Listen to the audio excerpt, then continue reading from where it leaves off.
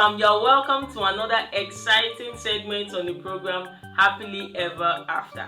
I remain your host Ishe Toju.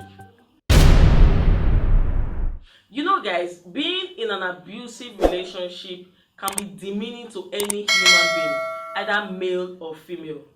Abuse of any kind cannot and should not be overlooked by anyone, as it can be detrimental to one's physical form or health. Now we have different kinds of abuse. We have the physical abuse, the emotional abuse, the domestic abuse, and the sexual abuse, to mention but a few. Today we are going to be giving you some warning signs of an abusive person. You know the drill. We'll be right back. The first one we're going to be talking about is the warning signs of an emotionally abusive person. Now, think of how they speak to you. Is it belittling? Is it intimidating? Is it disrespecting? Is it humiliating? Do they constantly make you feel that they are the best thing that can ever happen to you and you will never find anyone better? Do they make you feel you aren't good enough? Now, think properly before settling down with such a person, because that is a sign of an emotionally abusive person. Listen for blaming statements. An abusive person will never take responsibilities for their actions. They blame other people for their actions. They even blame people for their lack of success. They think about only themselves, what they want and how they want it. For instance, you are in a relationship and your man constantly abuses you and then tells you, I hate you because you do not do everything I ask you to do.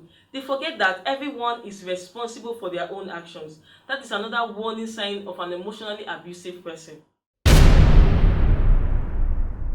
Think about whether you feel heard. Refusing to acknowledge your needs and your desires is a common tactic amongst abusive people. If you constantly feel that your opinions do not matter in the relationship, then you may be with an abusive person. We understand that in a healthy relationship, people have problems, they have conflicts. But the difference here is that in a healthy relationship, both couples talk about their problems and find solutions to it. But on the other hand, in an abusive relationship, for an abusive person, they do not collaborate. They instead blame people for their failures. Think about how you feel around the person. This may be hard to recognize if physical abuse hasn't happened, but you may feel something off in the relationship.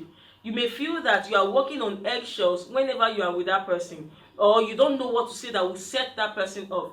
Then you may be with an emotionally abusive person.